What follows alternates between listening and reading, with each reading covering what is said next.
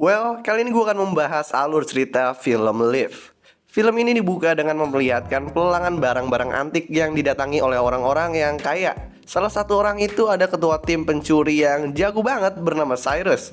Nah, Cyrus nggak sendirian, tapi dia sama timnya sedang melaksanakan sebuah pencurian. Dan timnya ini ada di balik layar, yang terdiri dari Camilla, Misun, Magnus, dan Luke. Dalam pelelangan itu, ada dua saingan yang Cyrus tampak hati-hati, yaitu satu orang kaya dan satu lagi orang bernama Oliver. Nah, di balik itu, ada agen Interpol bernama Agen Gladwell yang lagi memantau kelangsungan pelelangan itu. Pada barang utama yang dilelang yaitu kamera yang berbentuk topeng yang dilengkapi kamera untuk pembuatan NFT. Barang itu dibuat oleh artis NFT yang selalu pakai topeng dengan julukan N8. Cyrus orang kaya itu dan si Oliver terus tinggi-tinggian tawaran terus yang langsung Cyrus ini dicurigain sama Gladwell kalau Cyrus ini mau nyuri barang NFT-nya. Tawar-tawaran terus terjadi sampai akhirnya terjual ke Cyrus dengan total 20 juta dolar. Yang kemudian setelah terjual, langsung timnya Cyrus bunyiin alarm dan orang-orang di pelelangan pun panik. Cyrus pun langsung ngajak N8 untuk ikut bersama dia untuk menyelesaikan pembayaran NFT-nya. Nah, sementara itu, hal ini itu ternyata sengaja buat ngecoh. Nah, si Magnus sementara ini nyuri lukisan Van Gogh di situ, yang mana pencurian itu pun jadi berhasil. Di sisi lain, Cyrus sama timnya ngebawa N8 pergi ke kapal pesiar yang jauh dari situ. Mereka sempat dikejar sama Gladwell yang dapat mereka hentiin. Setelah situasi mereka aman, Cyrus dan timnya di kapal pesiar nyuruh N8 untuk buka topengnya aja dan percaya aja sama mereka. Nah, Cyrus pun kemudian bayar N8 soal NFT-nya sebanyak 20 juta dolar dan mereka pun party sampai besok paginya. Ketika berita penculikan N8 ini viral, Cyrus dan timnya jelasin ke N8 kenapa dia nyulik N8 ini. Ternyata, biar cerita dia jadi viral dan barangnya jadi lebih mahal, yang mana langsung terbukti nilai jual karya seni N8 ini jadi memiliki bernilai seharga 89 juta dolar. Cyrus pun ngebagi dia dan timnya dapat 42 juta dolar, sementara N8 ini dapat 27 juta dolar.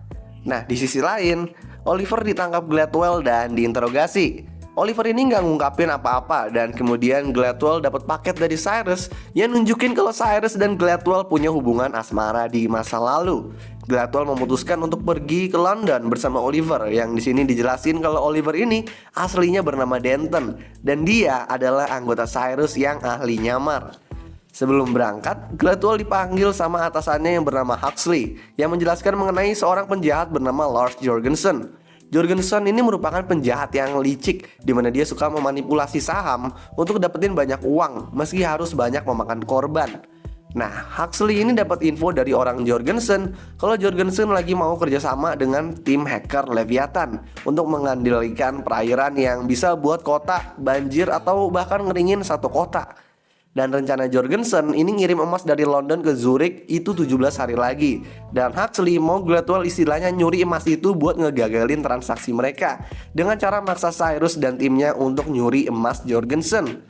Gladwell pun nemuin Cyrus dan di sini kita tahu bahwa Gladwell pernah ngedate sama Cyrus. Sampai Gladwell akhirnya tahu Cyrus tuh pencuri. Jadi dia kemudian menjauhi Cyrus. Gladwell minta Cyrus nyuri emas Jorgensen dan di situ juga langsung Cyrus tolak karena Jorgensen ini kata dia serem orangnya. Lalu film pun selesai. Enggak lah. Tapi Gladwell kasih tahu kalau dia udah nangkep Denton dan bakal menjarain Cyrus dan seluruh timnya. Tapi kalau Cyrus mau bantu dia dan timnya bakal dibebasin dari segala hukuman. Jadi Cyrus pun mau dengan syarat Gladwell harus ikut juga. Singkat cerita, Cyrus berhasil ngebujuk timnya dan mereka pun nyiapin rencana jenius mereka. Di sisi lain, orang Jorgensen yang ngaduin rencananya ke Huxley ketahuan dan dihabisin. Sementara itu, Cyrus dan timnya punya rencana yang jadi gini. Mereka nyewa jet pribadi yang nantinya bakal diterbangin di bawah pesawat yang membawa emas. Dengan sebuah alat, mereka akan mengambil sinyal pesawat yang membawa emas biar kelihatan di yang jaga radar dan jalur udara kalau pesawat itu masih di jalur yang sesuai. Padahal pesawat itu nantinya akan Cyrus arahin ke landasan pesawat pribadi.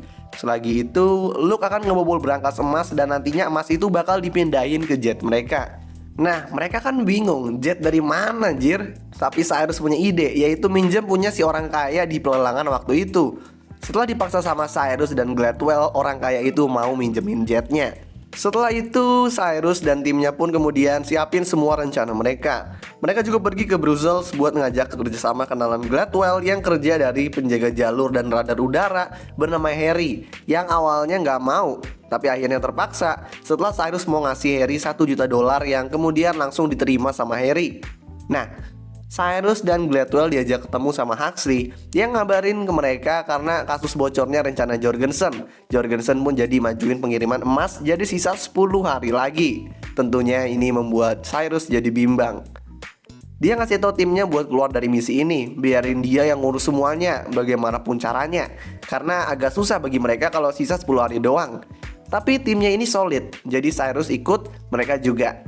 Oh iya, di sini juga mereka ngelihat berita kalau terjadi banjir yang memakan korban jiwa. Yang ini merupakan ulah tim hacker Leviathan yang mau ngasih contoh dari kemampuan mereka ke Jorgensen.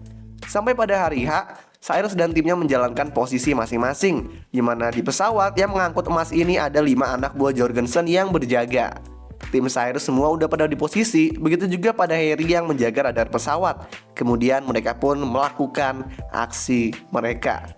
Gladwell di sini pergi ke toilet untuk merancang alat untuk mengalihkan radar, dengan Camilla membawa pesawat jet bersiap untuk ke bawah pesawat yang membawa emas. Tapi karena ada sedikit guncangan, alat yang dipasang Gladwell jatuh dan berantakan. Karena lama, Cyrus pergi ke toilet buat bantuin, membuat anak buah Jorgensen jadi curiga dan pergi ke depan toilet juga. Cyrus dan Gladwell cukup lama memasang alat itu sehingga anak buah Jorgensen ngetok-ngetok pintu toilet. Untungnya mereka pura-pura segini papa untuk mengulur waktu. Nah, jet yang dibawa Camilla sampai di bawah pesawat dan Misun udah siap menghubungkan radar. Dan setelah cukup lama, Cyrus dan Gladwell berhasil memasang alat itu dan radar pun berhasil dipindahkan. Setelah itu, jet yang dipilotin Camilla sampai di bawah pesawat mereka dan Misun berhasil menukar radar pesawat. Sementara itu, Harry ngasih tahu pilot pesawat buat mendaratkan pesawatnya di bandara yang udah tim Cyrus targetin dengan alasan ada halangan cuaca. Pilot itu pun setuju dan ngabarin penumpang kalau mereka akan mendarat di bandara Cortina, yang mana membuat anak buah Jorgensen bergerak dan menodong pilot dan pramugari. Magnus berusaha memecahkan berangkas emasnya dan Cyrus dan Gladwell mencoba mengulur waktu dengan mencoba menghentikan anak buah Jorgensen dan terjadilah perkelahian. Nggak butuh waktu lama, Magnus dapat membuka berangkas dan dia di sini seneng banget. Sementara itu, perkelahian masih terjadi sambil pilot coba untuk mendaratkan pesawat di landasan udara itu. Cyrus dan Gladwell pada akhirnya menang lawan anak buah Jorgensen. Tapi pas mau ngecek Magnus, Cormac yaitu anak buah Jorgensen atau anak buah unggulan Jorgensen nodong mereka.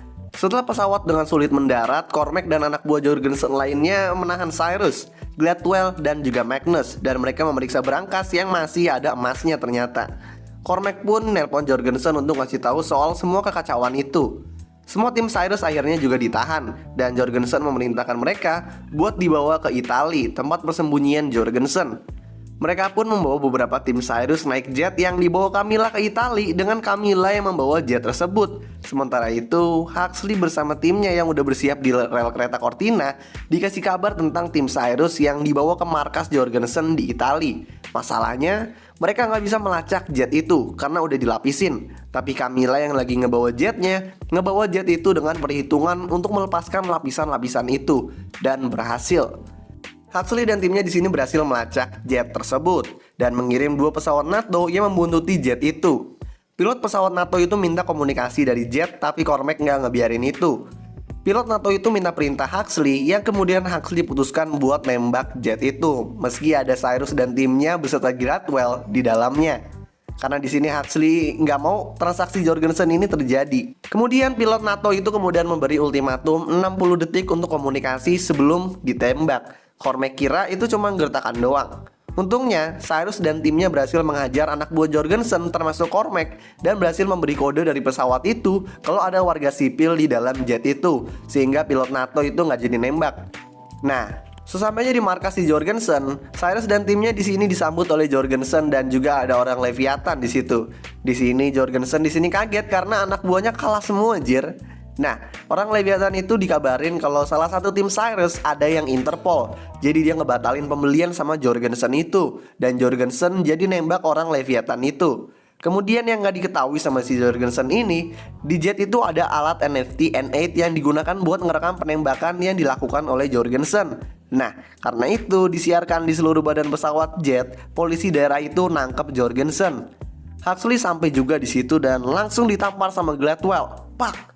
Karena sebelumnya merintahin untuk menembak ke jet ketika masih ada dia dan tim Cyrus. Karena itu juga, Gladwell resign dari Interpol dan ngikut tim Cyrus. Beberapa lama kemudian, Cyrus kasih tahu ke Gladwell kalau dia dan timnya udah berhasil nyuri emas Jorgensen.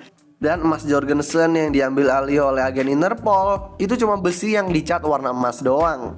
Huxley yang tahu itu pun kemudian jadi marah. Cyrus dan Gladwell dan timnya pun kemudian semakin dekat, lalu film pun selesai.